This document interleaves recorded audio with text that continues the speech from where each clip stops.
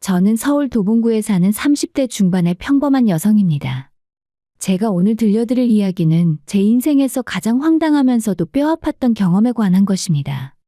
지금 생각하면 정말 어이없지만 당시엔 너무 힘들었거든요. 저는 결혼하기 전에 인테리어 소품 가게를 운영했어요. 작은 가게였지만 나름 손님들도 많았고 제가 직접 디자인한 제품들이 잘 팔려서 수입도 괜찮은 편이었죠. 몇 년간 열심히 일하면서 재테크도 조금씩 했는데 그렇게 조금씩 아끼며 모은 돈이 2억 원 정도 됐습니다. 당시 저는 결혼 생각이 전혀 없었어요. 제 일에 집중하고 싶었고 혼자서도 충분히 행복했거든요. 그런데 지인의 소개로 전 남편을 만나게 됐습니다. 첫인상은 나쁘지 않았어요. 차분하고 성실해 보이는 외모에 말투도 공손했죠. 샐러드 가게를 운영한다고 했는데 건강한 음식을 만드는 게 좋다며 자기 일에 대한 자부심도 있어 보였습니다. 요즘 건강 챙기는 분들이 많아서 손님이 꽤 있어요. 작은 가게지만 성실하게 운영하고 있습니다. 솔직히 처음엔 그냥 나쁘지 않은 정도였고 특별한 느낌 없이 평범했어요. 근데 몇 번 만나면서 그의 성실한 모습에 조금씩 마음이 갔던 것 같아요. 매일 아침 일찍 일어나서 열심히 일을 하는 모습을 보니 믿을 만한 사람 같았거든요. 6개월 정도 만나다가 결혼 이야기가 나왔어요. 저는 솔직히 조금 망설였습니다. 그의 집안이 경제적으로 넉넉하지 않다는 걸 알았거든요. 시어머니께서는 작은 빌라에서 혼자 사시고 남편은 외동아들이었어요. 시아버지는 남편이 어렸을 때 돌아가셨다고 했습니다. 하지만 저는 결혼을 돈으로 결정하고 싶지 않았어요. 사람 됨됨이가 더 중요하다고 생각했죠. 그리고 무엇보다 저에겐 제가 모은 2억이라는 자산이 있었으니까요. 혹시 모를 어려움이 생겨도 제가 버틸 수 있다는 자신감도 있었고요. 결혼식은 조촐하게 했습니다. 시어머니는 정말 좋은 분처럼 보였어요. 미란아, 우리 아들 잘 부탁해. 내가 넉넉하게 해주지 못해서 미안하구나. 아니에요, 어머님. 저희 둘이 열심히 살면 되죠. 그래, 우리 며느리 참 착하네. 앞으로 내가 친딸처럼 대할게. 시어머니의 그 말을 저는 진심으로 받아들였어요. 결혼 초반 몇 달간은 정말 평화로웠습니다. 남편은 여전히 성실하게 가게를 운영했고 시어머니는 가끔 반찬을 만들어서 가져다 주셨어요. 저도 인테리어 소품 가게를 계속 운영하면서 나름 행복한 신혼생활을 보냈죠. 하지만 제가 한 가지 남편에게 말하지 않은 게 있었습니다. 바로 제가 결혼 전에 모아둔 2억 원이요. 왜 말하지 않았냐고요? 글쎄요, 처음엔 굳이 말할 필요가 없다고 생각했어요. 결혼 전에 제가 개인적으로 모은 돈이었고 남편과 함께 쓸 생활비는 따로 관리하고 있었으니까요. 그리고 솔직히 말하면 조금 불안하기도 했어요. 아직 결혼한 지 얼마 안 됐는데 제가 그런 돈을 가지고 있다는 걸 알면 어떻게 생각할까 하는 걱정도 있었죠. 나중에 남편을 완전히 믿을 수 있게 되면 그때 이야기하자. 그렇게 생각하며 시간을 보냈어요. 그런데 하필이면 그날 제가 실수를 했어요. 핸드폰을 식탁 위에 놔두고 설거지를 하고 있었는데 남편이 갑자기 제 핸드폰을 좀 쓰자고 했습니다. 여보, 내 핸드폰 어디 있지? 당신 폰으로 전화 좀 걸어볼게. 그렇게 남편이 제 핸드폰의 잠금 화면을 풀었고 하필이면 제가 설거지를 하기 직전에 은행 어플을 켜둔 것이었어요. 남편이 제 핸드폰 화면에 뜬 은행 계좌를 보고 깜짝 놀라고 말았습니다. 여보, 이거 잔액이. 남편의 표정이 굳어지는 게 보였어요. 심장이 쿵 내려앉았습니다. 2억 원? 아, 그게. 저는 당황해서 얼버무렸어요. 남편은 제 핸드폰을 들고 멍하니 저를 쳐다봤습니다. 이 돈이 언제부터 있었던 거야? 나한테 왜 말 안 했어? 결혼 전에 내가 모은 거야. 가게 운영하면서 조금씩 모았던 건데. 미안해. 말할 타이밍을 놓쳤어. 남편은 한동안 아무 말도 하지 않았어요. 그러다가 한숨을 쉬며 말했죠. 그래, 네가 모은 거니까 네 돈이지. 근데 부부가 됐는데 이런 건 미리 말해줬으면 좋았을 텐데. 미안해. 정말 말하려고 했는데. 남편은 더 이상 따지지 않았어요. 그냥 씁쓸한 표정으로 방을 나갔습니다. 저는 그 순간 뭔가 잘못됐다는 느낌을 받았지만 설마 별일이야 있겠나 싶었죠. 그날 이후로 남편의 태도는 크게 달라지지 않았어요. 다만 가끔 제 눈치를 보는 것 같기도 했고, 그리고 며칠 뒤에 시어머니가 전화를 하셨습니다. 미란아, 시간 되면 우리 집에 한번 놀러 올래? 오랜만에 같이 저녁 먹자. 평소와 다를 바 없는 다정한 목소리였어요. 저는 아무 의심 없이 대답했죠. 네, 언제가 좋으세요? 하지만 저는 몰랐습니다. 그 순간부터 제 인생이 완전히 뒤틀리기 시작한다는 걸요. 시어머니 댁에 저녁을 먹으러 간 날 분위기는 평소와 달랐어요. 어머님은 제가 도착하자마자 음식을 차려놓으시더니 식사 내내 계속 한숨만 쉬셨습니다. 어머님 무슨 일 있으세요? 안색이 안 좋으신데. 아니야, 아무것도 아니야. 밥이나 먹자. 남편도 옆에서 눈치를 보더니 조심스럽게 물었어요. 엄마, 뭔가 걱정되는 일 있으면 말씀하세요. 우리가 도와드릴 수 있잖아요. 시어머니는 그제야 눈물을 글썽이시며 입을 여셨습니다. 사실은 큰일 났어. 우리 빌라에 살던 세입자가 갑자기 나간다고 해서 전세금을 돌려줘야 하는데 내가 지금 돈이 없단 말이야. 전세금이요. 얼마나 되는데요? 그게 2억이나 돼. 당장 다음 주까지 줘야 하는데 나한테 그런 돈이 어디 있겠니? 시어머니는 손으로 얼굴을 가리시며 흐느끼기 시작하셨어요. 남편은 당황해서 저를 쳐다봤고 저는 순간 머릿속이 복잡해졌습니다.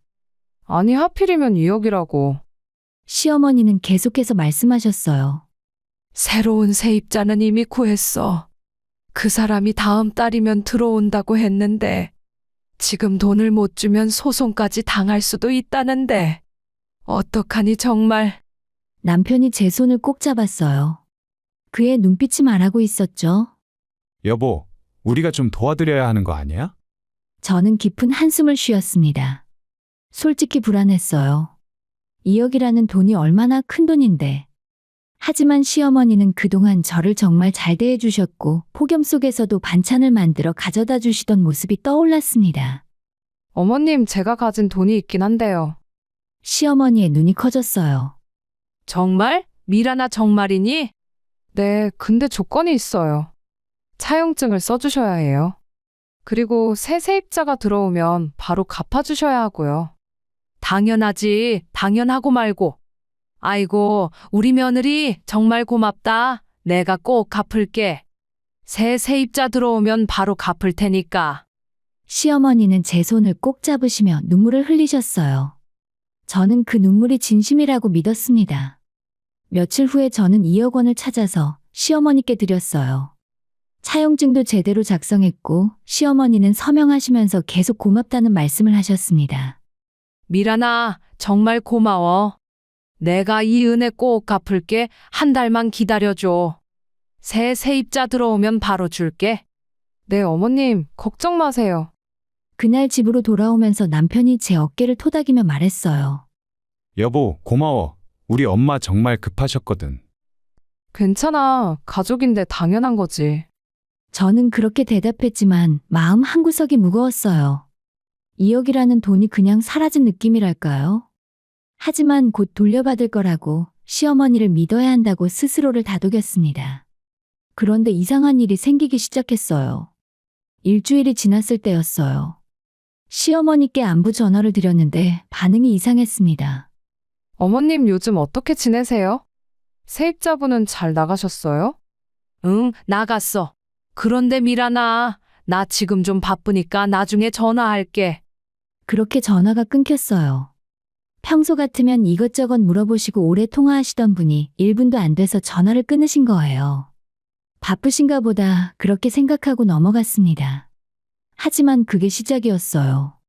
2주가 지났을 때 저는 다시 전화를 드렸어요.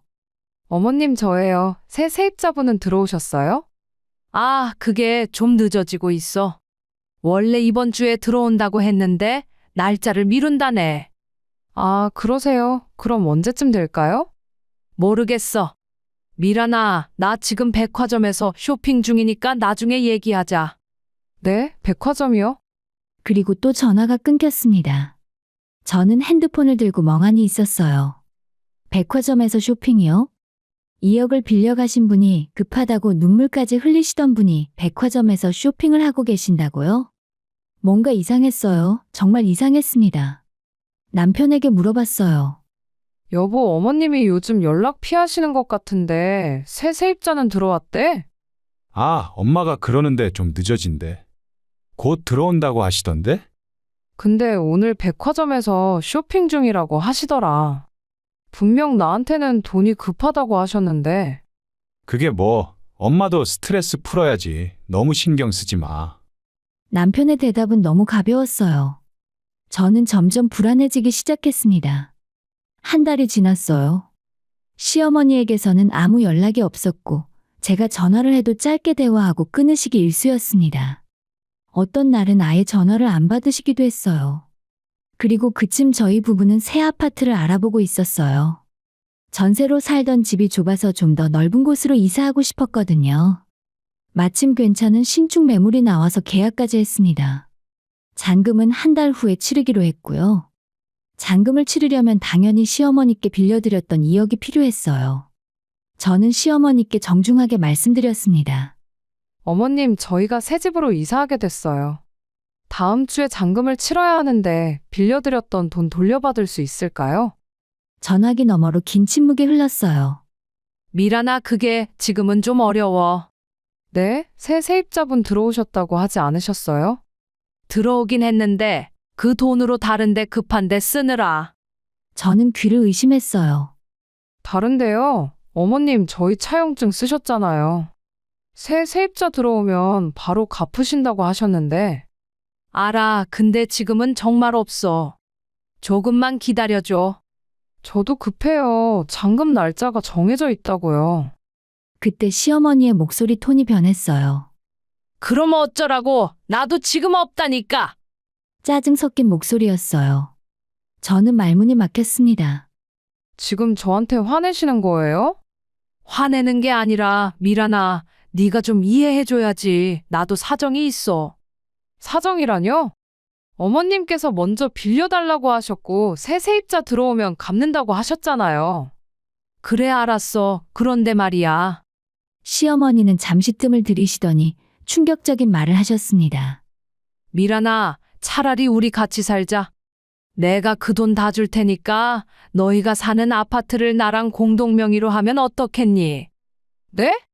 내 말은 어차피 가족인데 한 집에서 같이 살면 좋잖아. 내가 2억 주고 너희 집을 나랑 공동 명의로 하는 거야. 그럼 나도 안정적으로 살 곳이 생기고 너희도 돈 문제 해결되고 일석이조 아니겠어? 저는 어이가 없어서 한동안 말이 안 나왔어요. 지금 무슨 말씀을 하시는 거예요? 제가 빌려드린 돈을 돌려달라는 건데 왜 갑자기 같이 살자는 얘기를 하세요? 아니, 그게 훨씬 좋은 방법 아니야? 나도 혼자 사는 게 외롭고. 어머님, 저는 그런 거 원하지 않아요. 그냥 빌려드렸던 돈만 돌려주세요. 차용증도 있잖아요. 시어머니의 목소리가 싸늘하게 식었어요. 차용증? 그래, 차용증이 있긴 하지. 근데 미란아, 나 지금 돈 없어. 어떻게 하라고? 그럼 언제 갚으실 건데요? 모르겠어. 당분간은 어려울 것 같은데. 어머님, 미란아, 너무 그러지 마. 우리 가족 아니야? 가족끼리 꼭 이렇게까지 해야 되니? 저는 전화를 끊고 그 자리에 주저앉았어요. 믿을 수가 없었습니다. 이게 정말 현실인지. 그날 밤 남편과 심각한 대화를 나눴어요.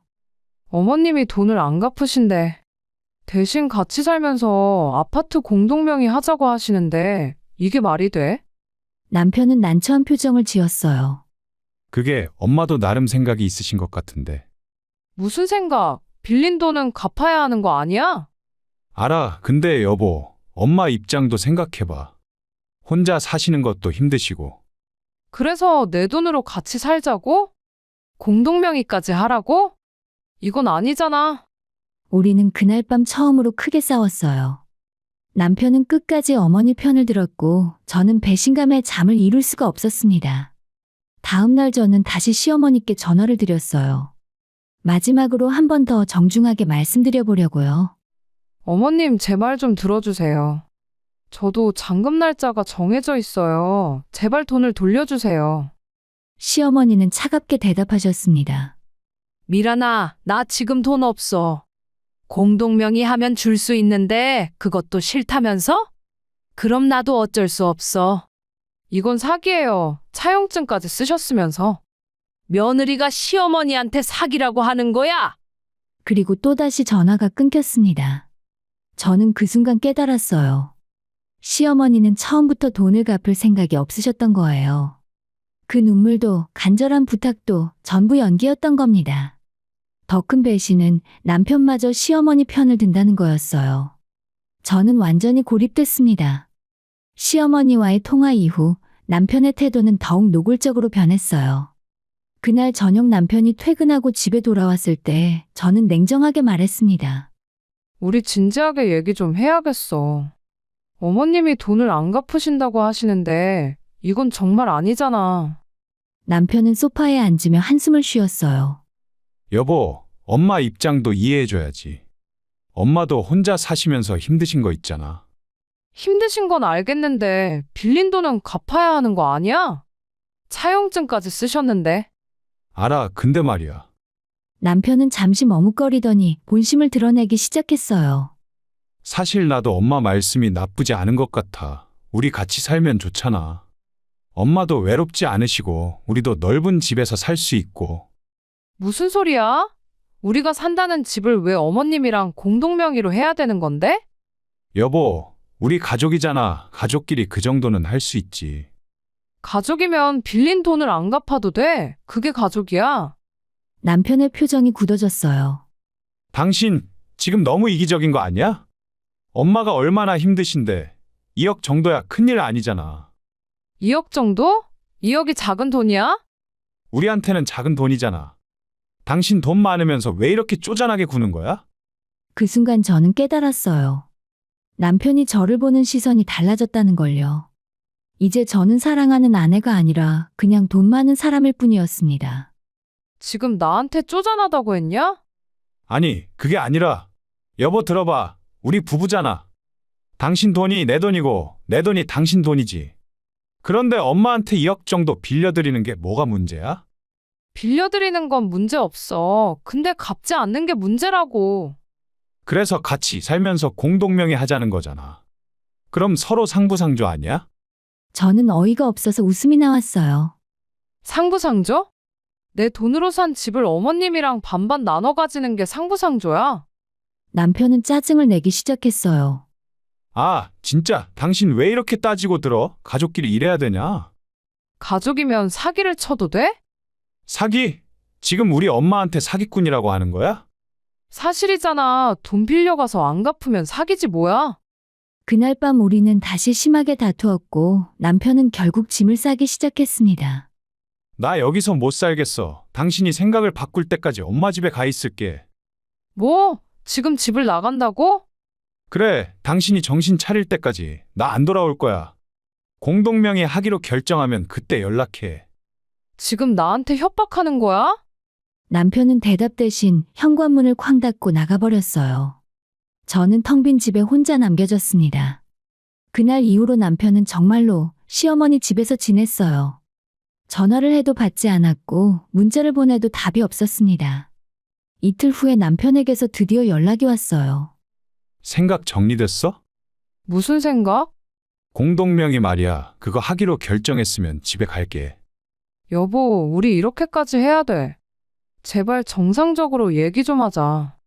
정상적으로 얘기한 거 아니야? 당신이 고집 부리는 거잖아. 내가 고집을 부린다고? 그래, 엄마도 나도 원하는 건데 당신만 반대하잖아. 그럼 누가 고집 부리는 거야? 이건 내 돈이야. 내가 결혼 전에 모은 돈이라고. 부부가 됐으면 다 공동재산이지. 원래 법적으로도 그래. 저는 기가 막혔어요. 남편이 이렇게까지 변할 줄은 몰랐거든요. 우리가 정말 이혼을 해야 정신 차리겠어? 전화기 너머로 남편의 차가운 목소리가 들렸어요. 그래, 당신이 계속 그렇게 나오면 이혼도 생각해봐야겠네. 당신이 선택해. 공동명의하고 우리 가족 행복하게 살 거야? 아니면 이혼할 거야? 그렇게 전화가 끊겼습니다. 저는 그날 밤 잠을 이룰 수가 없었어요. 이게 정말 제가 사랑했던 남자가 맞나 싶었죠. 어떻게 사람이 이렇게까지 변할 수 있을까요? 그런데 며칠 후에 결정적인 순간이 왔습니다. 밤 11시쯤이었어요. 저는 집에서 혼자 TV를 보고 있었는데 남편이 갑자기 집에 들어왔어요. 제가 자고 있을 거라고 생각했던 것 같아요. 남편은 안방이 아닌 서재로 들어가더니 전화를 걸었습니다. 저는 이상한 느낌이 들어서 조용히 서재 문 앞으로 다가갔어요. 문에 귀를 살짝 대보니 남편의 목소리가 들렸습니다. 엄마, 나야. 시어머니와 통화하고 있었어요. 저는 숨을 죽이고 귀를 기울였습니다. 미란이는 아직도 버티고 있어. 완전히 고집불통이야. 그래도 계속 압박하면 결국 넘어올 거야. 이혼 얘기까지 꺼냈으니까 조금만 더 기다려봐. 저는 심장이 쿵쾅거렸어요. 계속 들어야 할지 말아야 할지 고민했지만 계속 들었습니다. 공동명의로 일단 바꾸고 나면 그 다음은 쉽지. 우리 계획대로 하면 돼. 그래, 조금씩 지분을 늘려가는 거지. 미란이 명의를 우리 쪽으로 조금씩 넘기게 만드는 거야. 어차피 내 아내니까 설득하기 어렵지 않아. 저는 소름이 돋았어요. 이게 무슨 소리인가요? 엄마도 정말 연기 잘했어. 눈물까지 보이면서 불쌍한 척하니까 미란이가 완전히 넘어가더라고. 응, 세입자? 무슨 세입자? 엄마 빌라 작년에 다 팔았잖아. 미란이는 아직 모르고 있어. 저는 그 자리에서 다리에 힘이 풀렸어요. 뭐라고요? 세입자도 없었고 빌라도 팔았다고요? 남편은 계속 말했어요. 2억은 이미 우리 손에 들어왔으니까 이제 집만 공동명의로 바꾸면 돼. 그리고 천천히 미란이 명의를 다 빼내는 거지. 어차피 이혼하면 재산 분할도 해야 하니까. 걱정 마, 엄마. 내가 잘 처리할게. 미란이는 순진해서 결국 내 말 들을 거야. 조금만 더 압박하면 돼. 저는 더 이상 듣지 못하고 거실로 돌아왔어요. 온몸이 떨렸습니다. 분노인지 슬픔인지 배신감인지 모든 감정이 한꺼번에 밀려왔어요. 처음부터 계획된 사기였던 거예요. 시어머니의 눈물도 급하다는 말도 전부 거짓말이었습니다. 남편도 공범이었고요. 아니, 어쩌면 남편이 주도한 일인지도 몰라요. 저는 그날 밤 아무것도 하지 못했어요. 그냥 소파에 앉아서 멍하니 천장만 바라봤습니다. 결혼한 지 1년도 안 된 남편이 제가 사랑했던 사람이 저를 이렇게 배신할 줄은 상상도 못했거든요. 다음 날 아침 남편은 일찍 나갔어요. 제가 자고 있는 줄 알았겠죠. 하지만 저는 한숨도 못 잤습니다. 남편이 나간 후에 저는 차용증을 다시 꺼내봤어요. 시어머니의 서명이 또렷하게 찍혀 있었습니다. 그리고 통장 내역도 확인했어요. 2억이 시어머니 계좌로 이체된 기록이 명확했죠. 증거는 있어. 이제 어떻게 해야 하지? 저는 깊은 생각에 빠졌어요. 울고 싶었지만 눈물도 나오지 않았습니다. 대신 차가운 분노만이 가슴속에 타올랐어요. 그날 오후 남편에게서 또 전화가 왔어요. 생각 좀 해봤어? 공동명의 하기로 정한 거지? 저는 최대한 침착하게 대답했습니다. 좀 더 생각해 볼게. 시간 좀 줘. 대체 언제까지 시간이 필요한 건데? 일주일 후에 답 줄게. 남편은 한숨을 쉬었어요. 알았어. 일주일, 그때까지 제대로 된 대답해줘. 안 그러면 나도 생각 좀 해봐야겠어. 전화를 끊고 저는 결심했어요. 이제 더 이상 당하고만 있을 수는 없다고요. 시어머니와 남편이 저를 이용해 먹으려 했다면 저도 가만히 있지 않을 겁니다. 제가 만만한 사람이 아니라는 걸 보여줄 때가 온 거예요. 저는 그날부터 조용히 준비하기 시작했습니다. 감정을 숨기고 냉정하게 대응할 방법을 찾기 시작했죠. 일주일이라는 시간 동안 저는 정말 바쁘게 움직였어요. 감정에 휘둘리지 않고 냉정하게 제가 할 수 있는 모든 준비를 했습니다. 먼저 변호사를 만났어요. 차용증과 통장 이체 내역을 보여주며 상담을 받았죠. 변호사님, 이 경우 법적으로 대응할 수 있을까요? 당연하죠. 차용증도 있고 이체 기록도 명확합니다. 게다가 공증까지 받으셨네요. 소송하면 백전백승입니다. 그럼 바로 진행해 주세요. 알겠습니다. 우선 상대방에게 내용 증명부터 보내드리겠습니다. 변호사와의 상담을 마치고 저는 이혼 서류도 준비했어요. 더 이상 이 결혼 생활을 이어갈 이유가 없었으니까요. 그리고 가장 중요한 건 제가 사실 남편 몰래 관리해온 재산들이 더 있었다는 거예요. 2억 외에도 주식 투자로 모은 돈, 그리고 작은 상가 하나. 남편은 전혀 모르는 자산들이었죠. 이미 새 아파트 잔금도 그 자금으로 치렀어요. 시어머니한테 빌려준 2억이 없어도 저는 전혀 문제가 없었습니다. 단지 원칙의 문제였어요. 빌린 건 갚아야 하는 게 맞으니까요.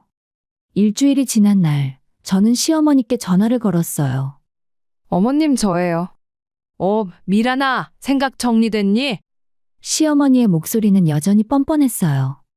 네, 정리됐어요. 그래서 마지막으로 여쭤보려고요. 2억 언제 갚아주실 건가요? 아이고, 그 얘기 또 하니? 미란아, 우리 같이 사는 걸로 하자니까. 저는 그럴 생각 없어요. 그냥 빌려드린 돈만 돌려주세요. 시어머니의 목소리가 날카로워졌어요. 없어! 지금 당장은 줄 수 없다니까? 3일 드릴게요. 3일 안에 2억을 돌려주시면 조용히 넘어가겠습니다. 안 그러면 법적으로 대응할 수밖에 없어요. 법적으로? 며느리가 시어머니한테 소송을 하겠다고? 네, 그럴 생각이에요. 어머님이 선택하세요. 저는 전화를 끊고 변호사에게 연락했어요. 변호사님, 내용 증명이랑 차용증 사본을 퀵으로 보내주세요. 알겠습니다. 오늘 중으로 발송하겠습니다. 그날 오후 시어머니 댁으로 두툼한 서류 봉투가 도착했을 거예요. 차용증 사본, 공증 서류, 그리고 법적 대응 예고 통지서까지. 저녁 무렵에 남편에게서 급하게 전화가 왔어요. 여보, 지금 뭐 하는 거야? 우리 엄마한테 내용 증명을 보냈어? 그래 보냈어. 어머님이 돈을 안 갚으신다고 하셔서. 미쳤어? 가족끼리 소송을 하냐? 가족이면 사기를 쳐도 되는 거야? 남편은 말문이 막힌 듯 잠시 침묵했어요. 여보, 우리 대화로 풀 수 있잖아. 왜 이렇게까지 하는 건데? 일주일 동안 기회 줬는데도 어머님은 계속 뻔뻔하게 나오시더라고. 이제 더 이상 대화로 안 될 것 같아서. 제발 소송만은 하지 마. 엄마가 너무 충격 받으셨어. 2억을 가로챈 분이 충격을 받으셨다고? 저는 차갑게 전화를 끊었어요. 다음 날 아침, 우리 집 초인종이 미친 듯이 울렸어요. 문을 열자 시어머니와 남편이 서 있었습니다. 시어머니의 얼굴은 창백했고 남편은 초조한 표정이었어요. 미란아, 시어머니가 떨리는 목소리로 말했어요. 미란아, 제발 소송만은 하지 마. 내가 잘못했어. 그러더니 갑자기 무릎을 꿇으시는 거예요. 아니, 지금 뭐 하시는 거예요? 미안해, 정말 미안해. 내가 정신이 나갔었다. 제발 용서해줘. 남편도 옆에서 무릎을 꿇었어요. 여보, 나도 잘못했어. 우리 다시 잘 살아보자. 저는 그 모습을 내려다보며 한숨을 쉬었어요. 일어나세요. 무릎 꿇는다고 해결될 문제가 아니에요. 미란아, 제발 돈은 갚을게. 조금만 시간을 주라. 응? 언제요? 언제 갚으실 건데요? 시어머니는 눈물을 흘리며 말했어요. 1달? 아니, 2달 안에 꼭 갚을게. 제발. 어머님은 빌라도 이미 파셨잖아요. 세입자도 애초에 없었고요. 시어머니의 얼굴이 굳어졌어요. 그걸 네가 어떻게? 다 알아요. 처음부터 저를 속이려고 계획한 거죠. 남편이랑 짜고 치신 거 말이에요. 남편이 황급히 말했어요. 아니야, 여보, 오해야. 우리는 그냥 뭐, 내 2억을 빼앗으려고 했던 거 아니야? 공동명의하고 지분 늘리고 결국 내 명의를 다 빼내려고 했던 거잖아. 두 사람은 할 말을 잃었어요. 제가 모든 걸 알고 있다는 사실에 충격받은 표정이었죠. 여보, 그건 나 다 들었어. 너희들이 전화로 계획 짜는 거. 서재에서 시어머니랑 통화하던 거 전부 다. 남편의 얼굴이 새하얘졌어요.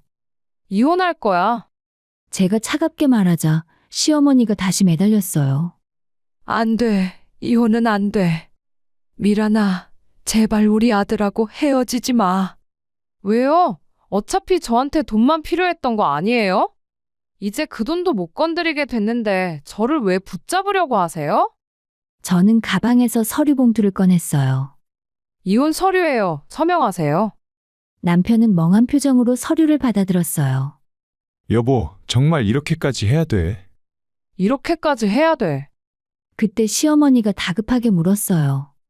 그럼 집은 어떻게 할 거야? 잔금은? 저는 피식 웃었어요. 걱정 마세요. 이미 다 처리했어요. 뭐? 새 아파트 잔금 이미 다 냈어요. 제 명의로. 두 사람은 눈이 휘둥그레졌어요. 그럼 2억 없이 어떻게? 제가 가진 돈이 2억뿐인 줄 아셨어요? 시어머니와 남편은 완전히 패닉 상태였어요. 그럼 우리가 괜히. 네, 저는 어머님이 빌려간 2억이 없어도 집 사는데 아무 문제 없어요. 저는 현관문을 열었어요. 이제 나가주세요. 3일 안에 2억 입금 안 되면 소송 진행할 거예요. 그리고 당신은 이혼 서류에 서명해서 변호사 사무실로 보내주시고요. 미란아, 제발. 나가세요. 두 사람은 할 수 없이 문 밖으로 나갔어요. 문을 닫으며 저는 깊은 한숨을 쉬었습니다. 저는 그날 밤 오랜만에 편히 잠들었어요. 모든 게 정리되어 가고 있었고 제 새로운 인생이 시작되고 있었으니까요. 며칠 후에 제 통장에 2억이 입금됐어요. 시어머니가 어디서 돈을 구했는지는 모르겠지만 결국 원금을 갚긴 한 거죠. 그리고 남편도 이혼 서류에 서명해서 보내왔어요. 모든 게 끝났습니다. 아니, 정확히는 제 새로운 시작이었죠. 이혼이 확정된 지 석 달이 지났어요. 저는 새 아파트로 이사했고 그곳에서 다시 인테리어 소품 가게를 열었습니다. 예전보다 더 넓은 공간에 제가 직접 디자인한 제품들로 가득 채웠죠. 손님들은 늘었고 매출도 좋았어요. 무엇보다 마음이 편했습니다. 더 이상 눈치 볼 사람도 없고 제 돈을 지키기 위해 전전긍긍할 필요도 없었으니까요. 어느 날 예전에 저희를 소개시켜준 지인에게 연락이 왔어요. 미란아, 네 전남편 소식 들었니? 아니요, 궁금하지도 않아요. 그래도 한번 들어봐. 지금 완전히 백수래. 가게 정리하고 나서 일을 못 구하고 있대. 어머니 집에 얹혀 살면서 하루 종일 집에만 있다던데. 그렇군요. 그리고 어머니는 생활비 때문에 식당에서 설거지 아르바이트 시작했대. 원래 자존심 세던 분인데 많이 힘들어 하신다더라. 저는 아무런 감정도 느껴지지 않았어요. 동정심도 죄책감도 없었습니다. 자업자득이에요. 맞아, 잘못한 대가를 치르는 거지. 전화를 끊고 저는 창밖을 바라봤어요. 햇살이 따뜻하게 들어오는 제 가게, 제가 좋아하는 물건들로 가득한 이곳이 너무 소중했습니다. 이 모든 것을 지켜낸 제 자신이 자랑스러웠어요. 저는 이번 일을 통해서 많은 걸 배웠습니다. 사람은 겉모습만 보고 믿어선 안 된다는 것. 아무리 착해 보여도, 아무리 눈물을 흘려도 돈 앞에서는 누구나 변할 수 있다는 것을요. 그리고 제 재산은 제가 지켜야 하고, 아무리 가족이라도, 아무리 사랑하는 사람이라도 함부로 믿고 맡기면 안 된다는 것을 말입니다. 결혼이 나쁜 건 아니에요. 다만 저는 잘못된 사람을 선택했을 뿐이죠. 이제는 더 신중해질 겁니다. 누군가를 다시 만나게 된다면 그 사람이 진짜 저를 사랑하는지 아니면 제 돈을 보는지 확실히 구별할 수 있을 것 같아요. 어쩌면 한동안은 혼자가 더 좋을지도 모르겠어요. 저는 이제 제 인생의 주인공입니다. 누구에게도 의존하지 않고 제가 원하는 대로 살아갈 거예요. 가게 문을 열며 손님을 맞이하는 아침이 행복합니다. 제가 만든 제품을 좋아해주는 사람들을 보는 게 즐겁습니다. 저녁에 혼자 와인 한잔하며 책을 읽는 시간이 평화롭습니다. 이게 바로 제가 원했던 삶이에요. 배신당했던 그 순간은 정말 힘들었지만 지금 생각해보면 그 일이 있었기에 제가 더 강해질 수 있었던 것 같아요. 저를 속이려 했던 사람들은 결국 스스로 무너졌고 저는 더 단단해졌습니다. 돈 앞에서 사람은 변합니다. 아무리 가까운 사람이라도 방심하지 마세요. 그리고 무엇보다 중요한 건 자신을 지킬 힘을 키우는 거예요. 저는 이제 괜찮습니다. 아니, 괜찮은 정도가 아니라 행복합니다. 혼자서도 충분히 행복할 수 있다는 걸 이제는 확실히 알게 됐으니까요.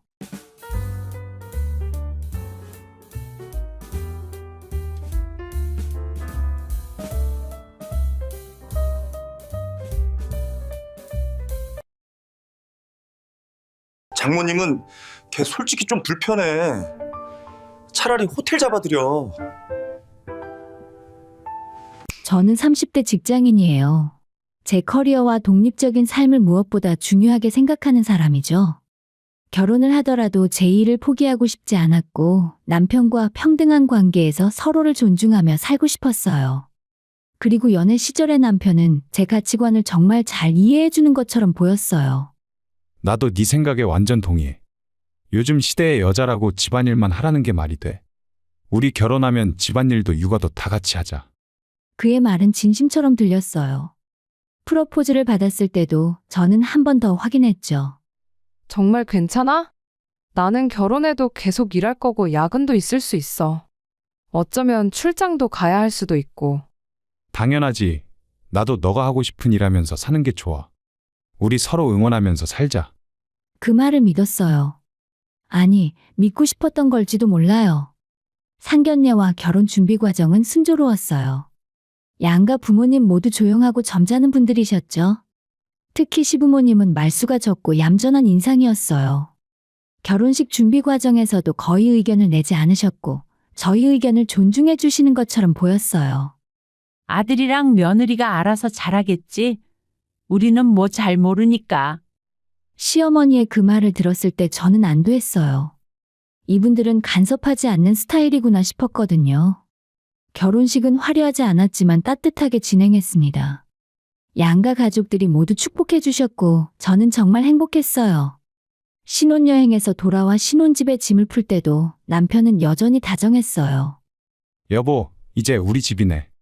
우리 둘이서 예쁘게 꾸며보자. 좋아. 우리 평등하게 서로 존중하면서 살자. 그렇게 시작된 결혼 생활, 처음 한 달은 괜찮았어요. 제가 야근을 하고 늦게 들어오면 남편은 이렇게 말했습니다. 오늘 많이 힘들었어? 조금 프로젝트 마감이 다음 주라서 정신이 하나도 없네. 그래, 수고했어. 내가 저녁 시켜놨으니까 같이 먹자. 하지만 2달째부터 분위기가 조금씩 달라지기 시작했어요. 제가 야근을 하고 집에 들어오면 남편의 표정이 굳어 있었죠. 또 야근이야? 미안. 오늘 회의가 길어져서. 요즘 너무 늦게 들어오는 거 아니야? 유부녀가. 유부녀라는 단어가 제 귓가에 박혔어요. 지금까지 남편 입에서 단 한 번도 들어본 적 없는 단어였습니다.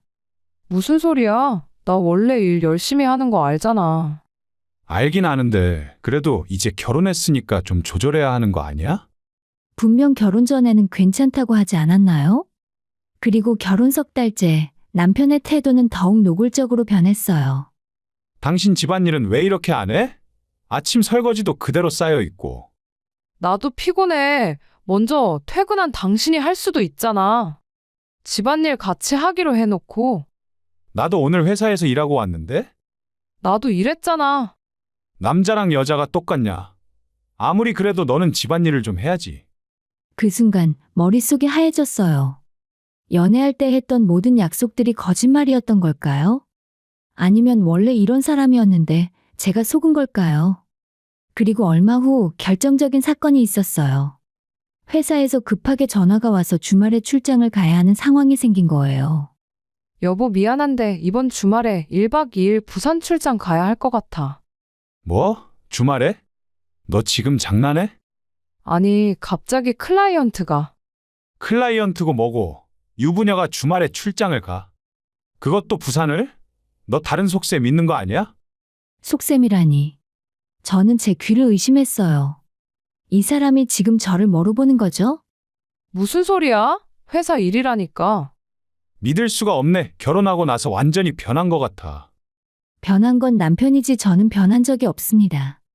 처음부터 제 일을 계속할 거라고 말했고 남편도 괜찮다고 했잖아요. 그날 밤 저는 잠을 이룰 수 없었어요. 남편의 코 고는 소리를 들으며 이 결혼이 과연 옳은 선택이었는지 의심하기 시작했어요. 하지만 그때는 몰랐어요. 이건 시작에 불과했다는 걸, 진짜 악몽은 이제부터였다는 걸요. 결혼 5개월째, 저는 회사에서 중요한 프로젝트를 맡게 되었어요. 팀장님이 직접 저를 지목해서 맡긴 일이었고, 성공하면 승진도 기대할 수 있는 기회였죠. 당연히 야근이 잦아질 수밖에 없었습니다. 이번 달은 좀 바쁠 것 같아. 프로젝트 마감이 있어서. 또 요즘 너무 심한 거 아니야? 남편의 목소리에는 짜증이 가득했어요. 이해해주기는커녕 마치 제가 집안일을 회피하려고 일부러 야근을 하는 것처럼 대하더라고요. 그러던 어느 금요일 저녁 회사에서 야근을 하고 있는데 남편에게서 전화가 왔습니다. 당신 지금 어디야? 회사 야근 중이야. 왜? 아, 그냥 빨리 퇴근하고 와. 뭔가 이상한 느낌이 들었지만 저는 업무에 집중해야 했어요. 밤 10시쯤 집에 도착했는데 현관문을 여는 순간 깜짝 놀랐어요. 거실에 시부모님이 앉아 계셨거든요. 아버님, 어머님 언제 오셨어요? 아까 왔지. 우리 아들이 보고 싶어서. 시어머니는 마치 당연하다는 듯이 말씀하셨어요. 저는 당황한 마음에 남편을 쳐다봤죠. 왜 나한테 말 안 했어? 갑자기 오신다고 하셔서 그냥 오시라고 했지. 그냥 오시라고 했다니. 이건 우리 둘의 신혼집인데 제게 한마디 상의도 없이요. 그래도 미리 말을 해줘야 하는 거 아니야? 제가 작은 목소리로 말하자 시아버지가 불쾌한 표정을 지으셨어요. 며느리가 시부모 오는 걸 뭘 그렇게 따져? 우리가 남의 집에 온 것도 아니고. 그날 밤 시부모님은 당연하다는 듯이 안방을 차지하셨고 저희는 작은 방으로 밀려났죠. 하지만 남편은 아무렇지도 않은 표정이었어요. 하룻밤인데 뭐 어때? 부모님이신데. 하룻밤 그게 문제가 아니잖아요. 아무 말도 없이 우리 집에 오셔서 마치 자기 집처럼 행동하시는 게 문제였어요. 하지만 더 큰 문제는 다음날 아침에 발생했습니다. 며느리야, 아침은 준비 안 하니? 시어머니의 목소리에 잠에서 깼어요. 시계를 보니 아침 7시, 주말인데도 불구하고요. 죄송해요. 제가 지금 바로 준비할게요. 황급히 일어나 부엌으로 나가려는데 시어머니는 이미 냉장고를 뒤지고 계셨어요. 아이고, 집안에 이것밖에 없어? 너는 살림을 어떻게 하는 거야? 죄송합니다. 저희가 보통 간단하게 먹어서요. 그러니까 우리 아들이 이렇게 말랐지. 너가 제대로 챙겨야 할 거 아니냐? 남편은 전혀 마르지 않았어요. 오히려 결혼 후에 살이 좀 쪘을 정도였죠. 하지만 시어머니는 계속 잔소리를 하셨고 저는 그저 죄송합니다만 반복할 수밖에 없었어요. 아침 식사를 준비하는 동안 시어머니는 집안 구석구석을 살피셨습니다. 먼지가 왜 이렇게 많아? 너 평소에 청소를 안 하니? 세탁기는 왜 이렇게 낡은 거야? 그러게 새 걸로 샀어야지. 안방 정리 좀 해. 우리 아들이 이런 데서 어떻게 살아? 제 물건들을 만지시고 옷장을 여시고 심지어 제 화장대 서랍까지 뒤지셨어요. 사생활이라는 게 전혀 존중받지 못했습니다. 어머님, 그건 제 개인 물건인데요. 가족인데 숨길 게 뭐가 있어? 저는 말문이 막혔어요. 남편에게 눈빛으로 도움을 청했지만 남편은 그저 신문을 보며 모른 척했죠. 하루만 계시는 줄 알았던 시부모님은 일주일을 머무르셨어요. 아무런 예고도 없이요. 우리 한동안 여기 있을 거야. 아들도 보고 싶고. 네, 그런데 저희가 방이 좁아서. 괜찮아. 어차피 우리 아들 집인데 뭐가 문제야? 그 이후 일주일 동안 저는 지옥을 경험했어요. 매일 아침 일찍 일어나서 시부모님 아침 식사를 준비해야 했고, 퇴근 후에는 저녁 준비, 그리고 잠자리에 들기 전까지 시어머니의 잔소리를 들어야 했죠. 며느리가 집안일을 너무 못하는 거 아니야? 요즘 여자들은 다 이렇게 일만 하니? 너만 그런 거 아냐? 우리 아들 절대 굶기지 마. 남편은 그 모든 상황을 방관했어요. 아니, 방관을 넘어서 시부모님 편을 들었죠. 엄마 말씀이 맞아. 너 요즘 집안일 너무 안 하잖아. 연애할 때 제게 했던 모든 약속이 거짓말이었던 거예요. 평등한 결혼, 함께하는 집안일, 서로 존중하는 관계. 전부 다 거짓말이었어요. 일주일 후에 시부모님이 돌아가시는 날, 저는 안도의 한숨을 쉬었어요. 하지만 시어머니의 마지막 말은 제 마음에 깊은 상처를 남겼어요. 며느리야, 우리 앞으로도 자주 올 테니까 집 좀 제대로 정리해놔. 알았지? 자주 온다고요? 또 이런 일이 반복된다고요? 그날 밤 남편과 처음으로 크게 싸웠어요. 왜 나한테 미리 말 안 했어? 시부모님이 오신다는 걸. 갑자기 오신다는데 내가 어떻게? 그럼 오지 말라고 거절하라는 거야? 거절까지는 아니어도 최소한 나한테는 알려줘야 하는 거 아니야? 이건 우리 두 사람의 집이잖아. 우리 집이 맞지? 그러니까 우리 부모님이 오시는 게 문제가 될 게 뭐가 있어? 그럼 친정 부모님도 아무 때나 오시면 되겠네? 그 질문에 남편의 표정이 굳었어요. 그건 좀 다르지. 뭐가 달라? 똑같잖아. 장모님은 우리 집이 좁은 거 아시잖아. 우리 부모님은 좀 불편하셔도 그냥 참으시는 거고. 참는다고요? 우리 안방을 차지하고 제 물건을 마음대로 뒤지고 저를 하녀 취급하는 게 참는 거라고요? 그날 이후 저는 깨달았어요. 이 결혼은 제가 생각했던 평등한 관계가 절대 아니라는 것을요. 그리고 더 큰 문제는 이게 끝이 아니라는 거였어요. 시부모님의 무단 방문은 그 후로도 계속되었어요. 한 달에 한 번, 많을 때는 2번. 항상 갑자기, 항상 예고도 없이 찾아오셨죠. 그리고 그때마다 저는 제 집에서 손님이 되어야 했어요.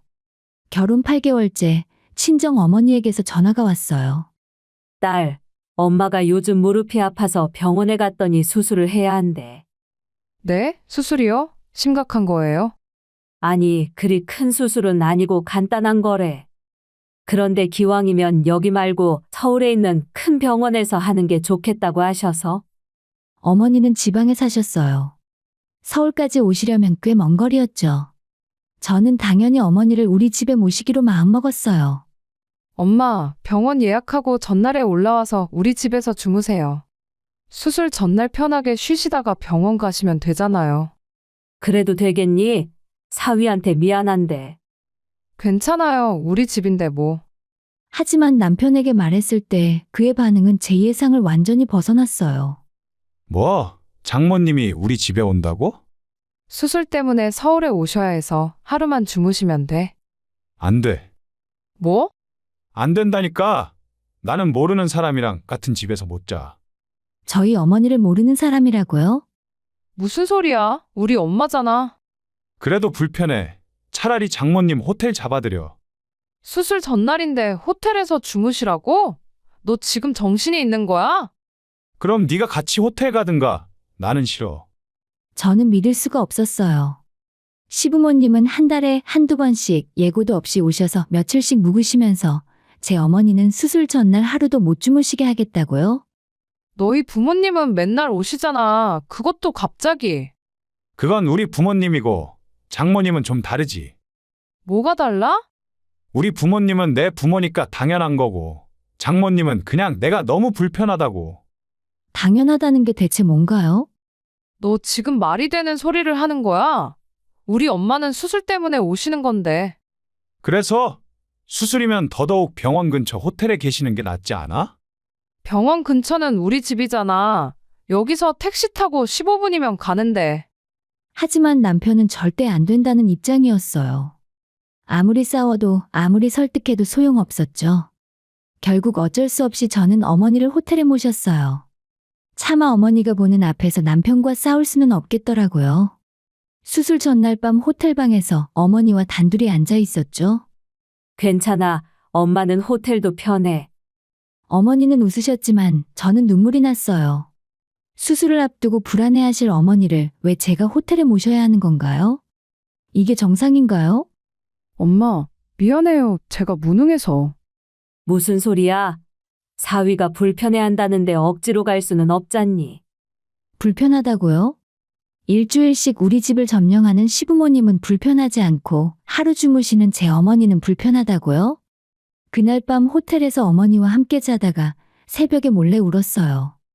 어머니가 깨실까봐 이불 속에서 소리 없이 울었죠. 다음날 다행히 어머니의 수술은 잘 끝났어요. 하지만 제 마음속에는 깊은 상처가 남았어요. 그리고 그 상처는 분노로 변하기 시작했습니다. 수술 일주일 후에 또다시 시부모님이 들이닥치셨어요. 이번에도 아무런 예고 없이요. 그날 저녁 시어머니는 또다시 제 물건들을 뒤지기 시작하셨습니다. 어머님, 그건 제 개인 물건인데요. 함부로 만지지 않았으면 좋겠어요. 며느리가 시어머니한테 뭘 숨겨? 숨기는 게 아니라 사생활이 있잖아요. 사생활? 시집 온 여자가 무슨 사생활? 저는 이 집안에 시집을 온 게 아니라 남편과 결혼한 거예요. 제가 이 집안 소유물이 아니잖아요. 어머님, 저도 제 공간이 필요해요. 여긴 내 아들 집인데 너가 무슨 공간이 필요해? 제 안에서 무언가가 끊어지는 소리가 들렸어요. 참고 참았던 모든 감정들이 한계에 다다른 거죠. 그날 밤 시부모님이 주무시고 난 후 저는 인터넷으로 가택 침입죄와 절도죄에 대해 찾아봤어요. 그리고 결혼 전 혼자 살 때 방법용으로 설치해놨던 홈캠 CCTV를 다시 찾아 설치했습니다. 증거를 남겨야 해. 확실한 증거를. 다음 날 출근하기 전에 시어머니가 제 화장대 서랍을 또 뒤지는 모습이 CCTV에 찍혔어요. 그리고 제가 아끼는 목걸이를 꺼내서 본인 가방에 넣는 것까지요. 뭐야, 이건 완전 도둑질이잖아. 회사에서도 일이 손에 잡히지 않았어요. CCTV를 핸드폰으로 계속 확인했죠. 시어머니는 제 옷장을 뒤지고 제 화장품을 사용하고 심지어 제 속옷 서랍까지 열어보고 계셨어요. 이건 아니잖아. 저녁에 퇴근해서 집에 돌아왔을 때 시어머니는 아무렇지도 않게 거실에 앉아 계셨습니다. 며느리야, 오늘 저녁은 뭐 해줄 거야? 어머님, 혹시 오늘 제 방에 들어가셨어요? 응, 그냥 청소 좀 했지. 너가 하도 청소를 안 해서 먼지가 쌓여 있더라. 제가 허락한 적 없는데요. 내가 너한테 허락을 받아야 해? 이게 대체 무슨 소리야? 어머님의 목소리가 커지자 남편이 끼어들었어요. 우리 엄마가 청소해 주셨다는데 고맙다고 해야지. 왜 따지고 그래? 고맙다고? 내 물건을 허락도 없이 만지는 게 고마운 일이야? 다 우리 집 물건인데 뭐가 문제야? 우리 집 물건이라는 말은 이 집안에 제 물건은 없는 거예요. 전부 우리 집 물건이니까 시어머니가 마음대로 해도 되는 거였죠. 그날 밤 저는 CCTV 영상을 전부 저장했어요. 시어머니가 제 물건을 가져가는 장면, 제 서랍을 뒤지는 장면, 제 옷장을 여는 장면. 전부 다요. 그리고 결심했어요. 더 이상 참지 않겠다고 말이죠. 며칠 후에 친정 어머니에게 전화를 드렸어요. 엄마, 수술하고 좀 괜찮으세요? 응, 이제 다 나았어. 걱정 마. 무슨 일 있어? 그런 거 아니에요. 어머, 우리 딸이 왜 이래? 무슨 일 있는 거 아니야? 아니에요, 정말로. 하지만 저는 이미 계획을 세우고 있었어요. 제 어머니를 호텔로 내쫓고 시부모님은 마음대로 우리 집에 드나들게 하는 이 불공평한 상황을 끝낼 계획을 말이죠. 결혼 생활을 시작하고 10개월째 드디어 그날이 찾아왔습니다. 목요일 오후 회사에서 퇴근 준비를 하고 있는데 남편에게 문자가 왔어요. 오늘 부모님 오실 거야. 또 갑자기 또 사전 예고 없이. 하지만 이번에는 달랐어요. 저는 이미 준비가 되어 있었거든요.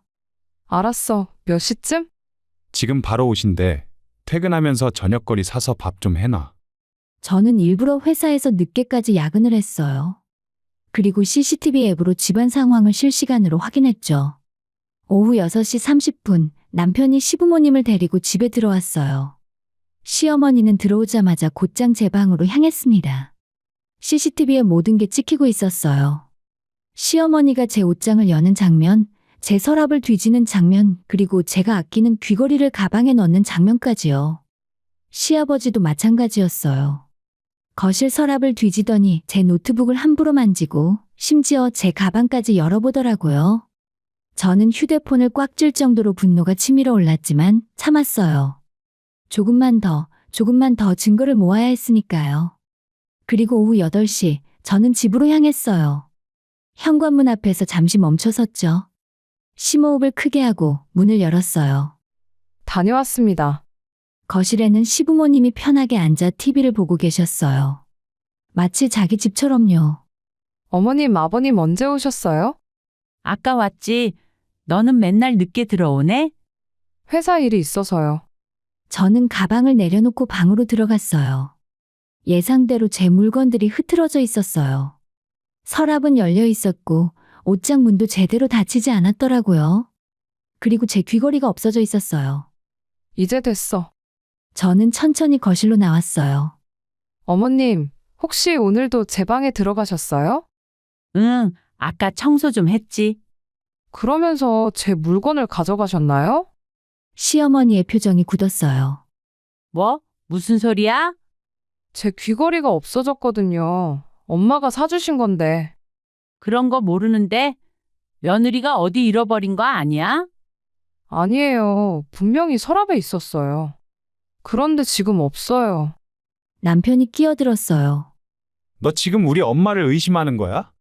의심이 아니라 확인하는 거야. 분명히 있었는데 없어졌으니까. 엄마가 그런 거 가져가실 분이 아니야? 네가 어디에 잘못 둔 거겠지.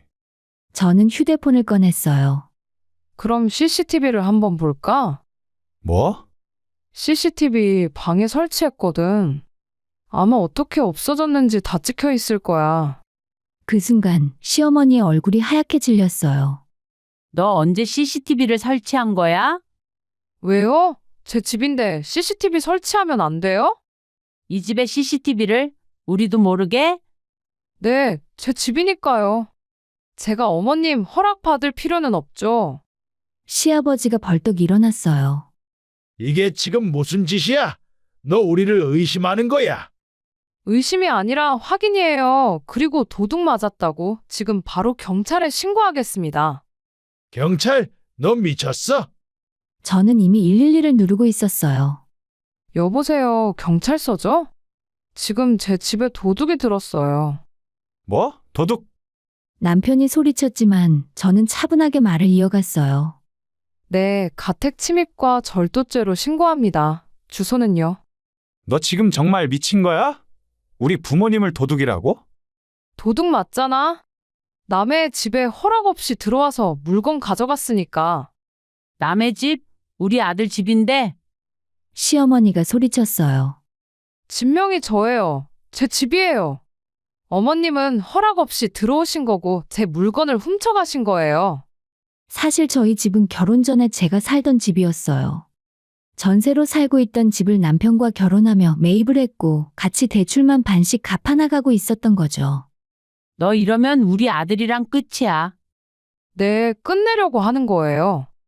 약 15분 후에 경찰이 도착했어요. 신고하신 분이세요? 네, 저예요. 저는 경찰에게 모든 상황을 설명했어요. 그리고 휴대폰으로 CCTV 영상을 보여드렸죠. 시어머니가 제 서랍을 뒤지는 장면, 귀걸이를 가방에 넣는 장면, 시아버지가 제 가방을 여는 장면. 전부 다요. 이건 명백한 절도죠. 그리고 진명의자의 허락 없이 들어왔으니 가택 침입도 성립합니다. 경찰관이 시부모님을 보며 말했어요. 확인 좀 하겠습니다. 가방 좀 열어주시겠어요? 경찰이 시어머니의 가방을 열자 제 귀걸이가 나왔어요. 그리고 제 화장품, 제 손수건, 심지어 제 속옷까지요. 아니, 이건요? 현행범으로 체포하겠습니다. 뭐? 체포? 그렇게 시부모님은 경찰차에 실려갔고 남편은 그 모습을 멍하니 바라보다가 제게 따지듯 말했습니다. 너 진짜 미친 거야? 우리 부모님을 경찰에 넘기다니? 당신 부모님이 도둑질을 했으니까. 도둑질? 이건 우리 집인데? 당신 집 아니잖아. 내 집이야. 명의 확인해봐. 그래도 그렇지. 부모님을 어떻게? 당신 부모님이 몇 달 동안 내 집에 무단으로 들어와서 내 물건을 가져갔어. 그리고 당신은 그걸 방관했어. 아니, 도왔지. 남편은 아무 말도 하지 못했어요. 그리고 제일 중요한 거, 우리 엄마는 수술 전날에도 이 집에 못 계시게 했으면서 당신 부모님은 맨날 와서 일주일씩 묵어가잖아. 이게 공평한 일이라 생각해? 이제 끝이야. 나 이혼할 거야. 이혼? 너 지금 그래, 이혼 소송 준비 다 해뒀어. 변호사도 선임했고. 저는 이미 모든 준비를 마친 상태였어요. CCTV 영상, 문자 기록, 통화 녹음. 모든 증거를 변호사에게 전달했고 이혼 소송 준비도 끝낸 상태였죠. 너 이러면 큰 코 다칠 거야. 집은 어차피 내 거잖아. 이번 일로 위자료도 받을 거고. 아무튼 당신도 일주일 안에 짐 싸서 이 집에서 나가. 그날 밤 저는 처음으로 편하게 잠들었어요. 10개월 동안 쌓였던 분노와 억울함이 조금씩 풀리는 기분이었죠. 이제 시작이에요. 진짜 복수는 이제부터였으니까요. 시부모님이 경찰서로 끌려간 다음 날, 남편은 오전부터 제게 전화를 걸어댔어요. 당장 고소 취하해. 지금 당장. 싫어. 너 진짜 이러고 싶어? 우리 부모님이 아직도 경찰서에 계신다고. 그건 당신 부모님이 잘못하셨으니까. 잘못, 아들 집에 온 게 잘못이야. 내 집이라고, 그리고 내 물건을 훔쳐가셨잖아. 이게 잘못이 아니면 뭐가 잘못이야? 남편은 아예 울먹이기 시작했어요. 제발, 제발 부탁할게. 일단 고소만 취하해줘. 내가 뭐든지 할게. 뭐든지? 그래, 뭐든지. 그럼 이혼해. 합의 이혼으로 깔끔하게. 서류도 다 준비해뒀어. 당신이 서명만 하면 돼. 그럼 고소취하 고려해볼게. 너 진심이야? 당연하지. 진작에 끝냈어야 했는데?